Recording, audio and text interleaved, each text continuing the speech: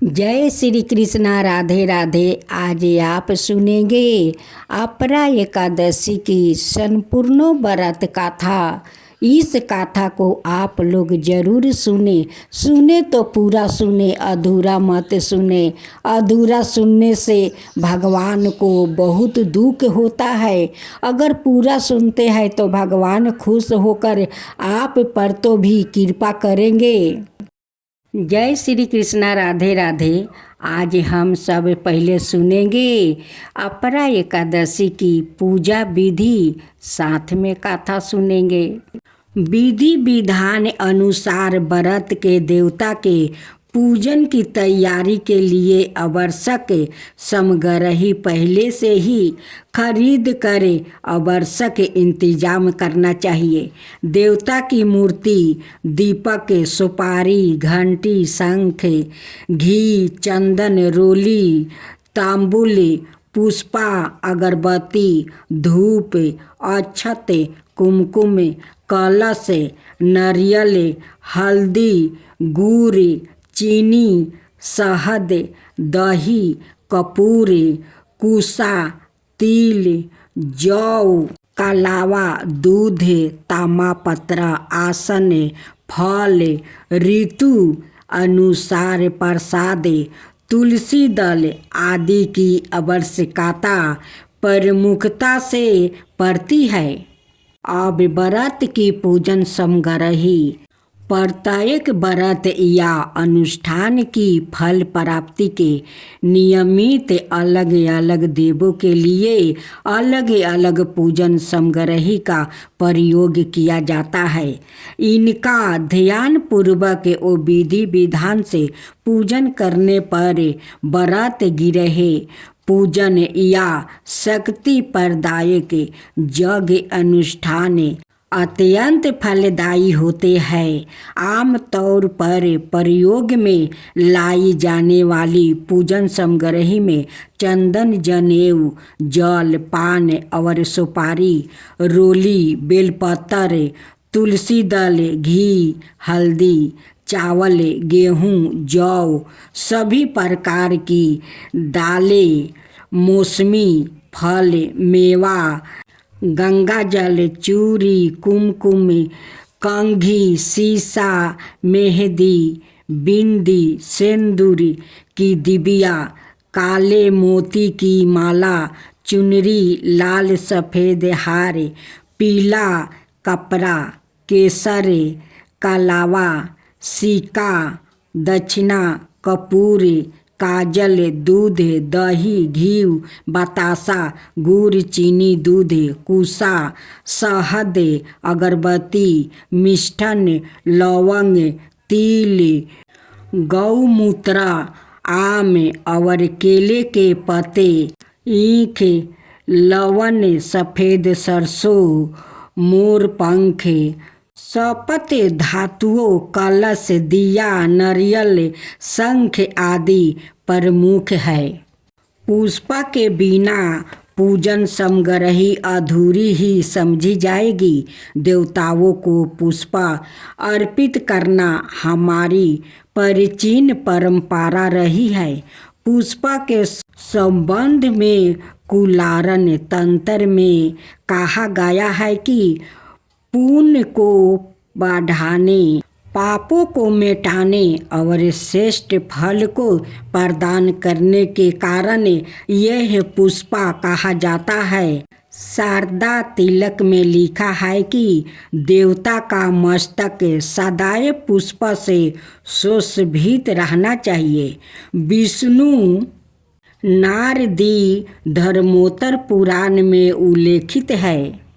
महात्म्य। जो मनुष्य अपरा एकादशी का व्रत करता है वो भ्रूण हत्या, ब्रह्म हत्या, व्यभिचार, विभिन्न पाप कर्म जैसे झूठ बोलना, परनिंदा, धोखा देना, झूठी गवाही देना, वेदों की निंदा करना, ज्योतिषी विद्या से लोगों को छलना, काम सामान्य तोलना, गुरु निंदा करना, क्षत्रिया होकर भी छात्रा धर्म को छोड़कर युद्ध से भागना, पीपल के वृक्ष को काटना आदि दोषों से मुक्ति हो जाता है।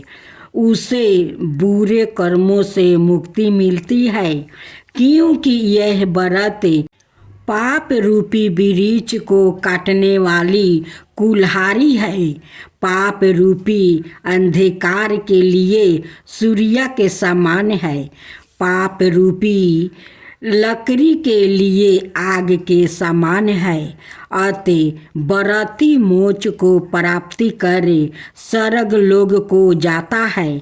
इस प्रकार वो सर्द गति को पाता है। इसके अलावा पुत्रा धन संपादा के साथ उसकी समस्त मनोकामना भी व्रत करने से पूरी होती है। यही वजह है कि इसे बहुत पुण्य देने वाला व्रत माना गया है। जिस प्रकार मकर संक्रांति पर माघ मास में प्रयाग में कार्तिक की पूर्णिमा पर तीनों पुष्कर स्नान करने से, काशी में शिवरात्रि के उपवास से, कुंभ में श्री केदारनाथ के दर्शन से, जग में सौरन दान से और गाया में पितरों के पिंड दान देने से जो पुण्य फल प्राप्ति होता है वो सब अपरा एकादशी व्रत करने से मिलता है। इसलिए इसे अपरा फल देने वाली एकादशी कहा जाता है। पूजन विधि विधान जेठ मास के कृष्णा पक्ष की एकादशी को अपरा एकादशी का व्रत रखा जाता है।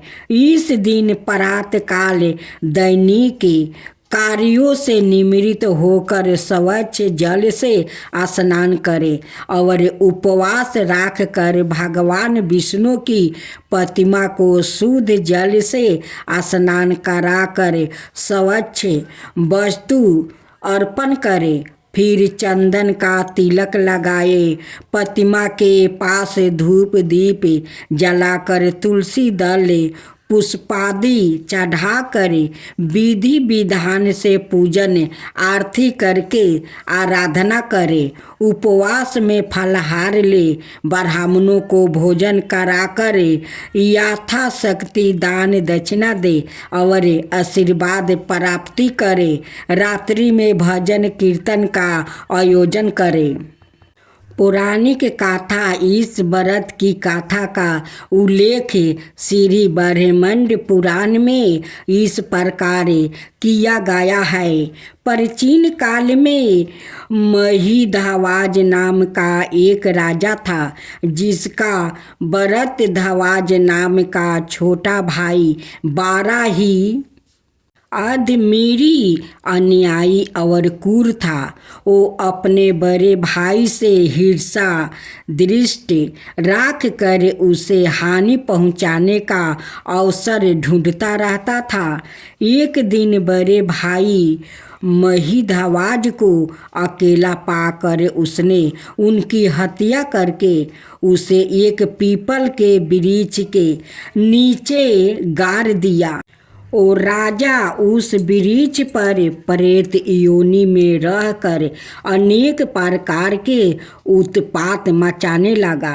एक दिन उस वृक्ष के पास से धयम ऋषि गुजरे तो उन्होंने अपने तपोबल से प्रेत के कारनामे और उसकी गाथा जानी।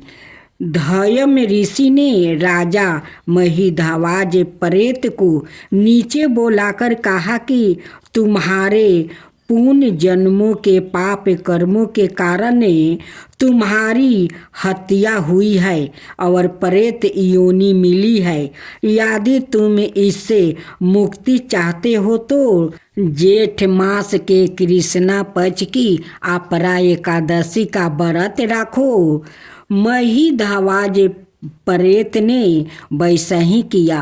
व्रत और उपवास करने से उसे प्रेत योनि से छुटकारा मिला और वो फिर से दिव्या शरीर पाकर अंत में मोक्ष को प्राप्ति हुआ। पहला, श्री सनकादि मुनि धर्म ग्रंथों के अनुसार दृष्टि के आरंभ में लोग पीताम्बा वर्मा ने अनेक लोकों की रचना करने की इच्छा से घोर तपस्या की।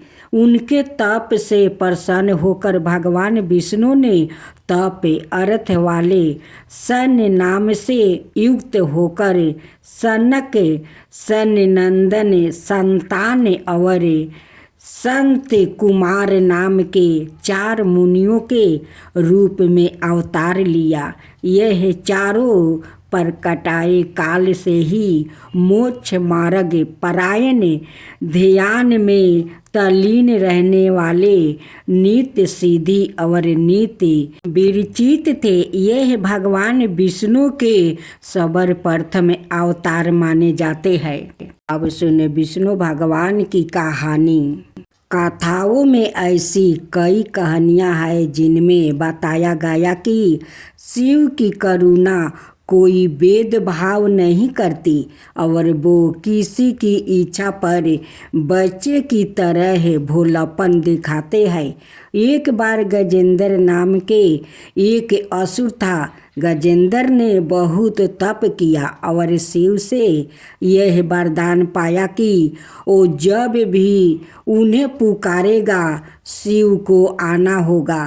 त्रिलोक के सदा शरारती ऋषि नारद ने देखा कि गजेंद्र हर छोटी छोटी बात के लिए शिव को पुकार लेता था, तो उन्होंने गजेंद्र के साथ एक चाल चली। उन्होंने गजेंद्र से कहा, तुम शिव को बार बार क्यों बुलाते हो? वो तुम्हारी हर पुकार पर आ जाते हैं। क्यों नहीं तुम उनसे कहते कि वो तुम्हारे अंदर आ जाए और वो ही रहे, जिससे वो हमेशा तुम्हारे अंदर होगा। गजेंद्र को यह बात अच्छी लगी और फिर उसने शिव की पूजा की। जब शिव उसके सामने प्रकट हुए तो वो बोला, आपको मेरे अंदर रहना होगा, आप कहीं मत जाइए। शिव अपने भोलापन में एक लिंग के रूप में गजेंद्र में प्रवेश कर गया और वहाँ रहने लगा। फिर जैसे जैसे समय बीता, पूरा ब्रह्मांड शिव की कमी महसूस कर रहा था। कोई नहीं जानता था कि वो कहाँ है। सभी देव और गण शिव को खोजने लगे। काफ़ी खोजने के बाद जब कोई यह पता नहीं लगा पाए कि वो कहाँ है, तो हाल ढूंढने के लिए विष्णु के पास गया। विष्णु ने स्थिति देखी और कहा, वो गजेंद्र के अंदर है। फिर देवों ने उनसे पूछा कि वो शिव को गजेंद्र के अंदर से कैसे निकाल सकते हैं, क्योंकि गजेंद्र शिव को अपने अंदर रख कर अमर हो गया था। हमेशा की तरह विष्णु सही चाल लेकर आए। देवगण शिव भक्तों का रूप धारण कर गजेंद्र के राज्य में आया और बहुत भक्ति के साथ शिव का स्तुति गान करने लगा। शिव का महान भक्त होने के कारण गजेंद्र ने इन लोगों को अपने दरबार में आकर गाने और नाचने का न्योता दिया। शिव भक्तों के भेष में देवों का यह दल आया और बहुत भावनाओं के साथ बहुत भक्ति पूर्वक वो शिव के लिए भक्ति गीत गाने और नाचने लगे। शिव जो गजेंद्र के अंदर बैठे हुए थे, अब खुद को रोक नहीं सकते। उन्हें जवाब देना ही था, तो वो गजेंद्र के टुकड़े टुकड़े करके उससे बाहर आ गया। शिव की पूजा देवता और राक्षस देव और असुर श्रेष्ठ और अधम दोनों करते हैं। वो हर किसी के लिए महादेव है। विष्णु भी उनकी पूजा करते थे। विष्णु की शिव भक्ति को बताने वाली एक बहुत सुंदर कहानी है। एक बार विष्णु ने शिव से वादा किया कि वो शिव को 108 कमल अर्पित करेगा।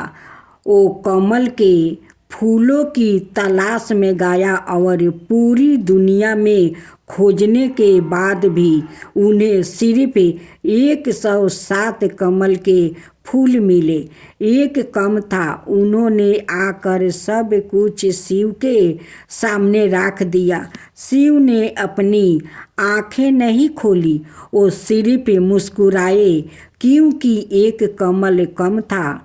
फिर विष्णु ने कहा, मुझे कमल नयन कहा जाता है, जिसका अर्थ है कमल के फूलों की तरह है।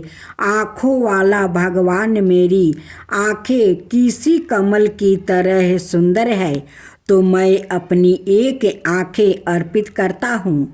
और उन्होंने तुरंत अपनी दाहिनी आँख निकाल कर लिंग पर रख दिया। इस तरह की भेंट से प्रसन्न होकर शिव ने विष्णु को प्रसिद्ध सुदर्शन चक्र दिया। गणेश जी की कथा। प्राचीन समय में सुमेरु पर्वत पर सौभारी ऋषि का अत्यंत मनोरम आश्रम था। उनकी अत्यंत रूपवती और पतिव्रता पत्नी का नाम मनोमयी था। एक दिन ऋषि लकड़ी लेने के लिए वन में गया और मनोमयी गिरहे कार्य में लग गई। उसी समय एक दुष्ट कवच नाम का गंधर्व वहां आया और उसने अनुपम लवण्यावती मनोमयी को देखा तो व्याकुल हो गया। कौंच ने ऋषि पत्नी का हाथ पकड़ लिया। रोती और कांपती हुई ऋषि पत्नी उसे दया की भीख मांगने लगी। उसी समय सौभारी ऋषि आ गया।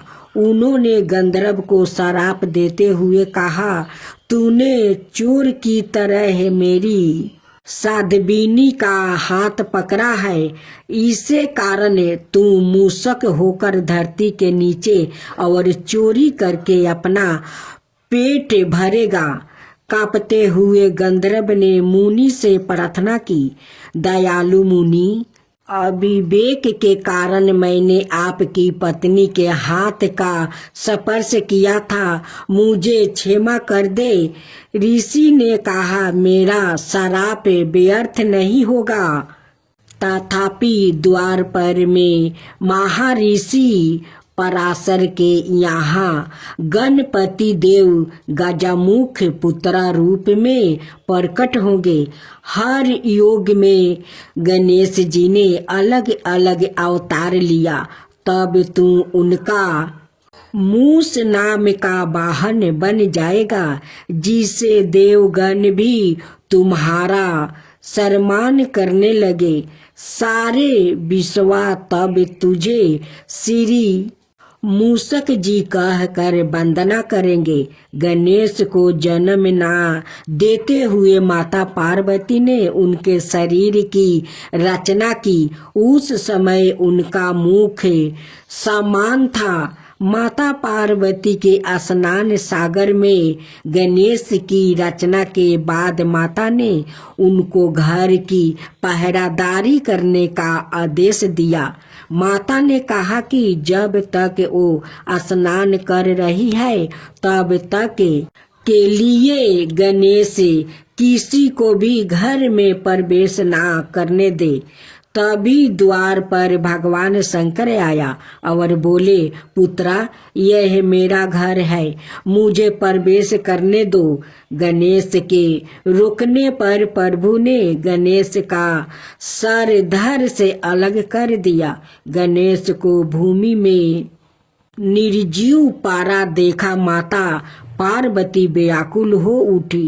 तब शिव को उनकी त्रुटि का बोध हुआ और उन्होंने गणेश के धड़ पर गाजा का सर लगा दिया। उनको प्रथम पूज्या का वरदान मिला, इसलिए सर्वप्रथम गणेश की पूजा होती है। शास्त्रों के अनुसार गणेश जी का विवाह भी हुआ था। उनकी 2 पत्नियां हैं जिनका नाम रिद्धि और सिद्धि है और इनसे गणेश जी को 2 पुत्र और 1 पुत्री है जिनका नाम शुभ और लभ नाम बताया जाता है। यही कारण है कि शुभ और लभ यह दोनों शब्दों आपको अक्सर उनकी मूर्ति के साथ दिखाई देते हैं और यह भी सभी जन्म और मृत्यु के में आते हैं। गणेश जी की पूजा करने से केवल सिद्धियां प्राप्ति होती है, लेकिन इनकी भक्ति से पूर्ण मोक्ष संभव नहीं है। गणेश जी के इन 2 पुत्रा के अलावा 1 पुत्री भी है, संतोषी माता नाम से विख्यात है। राधे भक्त। अब सुने लपसी तपसी की कहानी। एक लपसी था, एक तपसी था। तपसी हमेशा भगवान की तपस्या में लीन रहता था। लपसी रोजाना 1.25 सेर की लपसी बनाकर भगवान का भोग लगाकर भोजन कर लेता था। एक दिन दोनों लड़ने लगे। तपसी बोला, मैं रोज भगवान की तपस्या करता हूँ, इसलिए मैं 12 हूँ। लपसी बोला, मैं रोज भगवान को 1.25 सेर लपसी का भोग लगाता हूँ, इसलिए मैं 12 हूँ। नारद जी वहाँ से गुजर रहे थे। दोनों को लड़ता देखकर उनसे पूछा कि तुम क्यों लड़ रहे हो? तपसी ने खुद के 12 होने का कारण बताया और लपसी ने अपना कारण बताया। नारद जी बोले, तुम्हारा फैसला मैं कर दूंगा। दूसरे दिन लपसी और तपसी नहाकर अपनी रोज की भांति करने आए तो नारद जी ने छुप कर 1.25 करोड़ की एक औंठी उन दोनों के आगे रख दिया। तपसी की नजर जब औंठी पर पड़ी तो उसने चुपचाप औंठी उठाकर अपने नीचे दबा लिया। लपसी की नजर औंठी पर पड़ी, लेकिन उसने ध्यान नहीं दिया। भगवान को भोग लगाकर लपसी खाने लगा। नारद जी सामने आए तो दोनों ने पूछा कि कौन 12? तो नारद जी ने तपसी से खारा होने को कहा। वो खारा हुआ तो उसके नीचे दबी औंठी दिखाई पड़ी।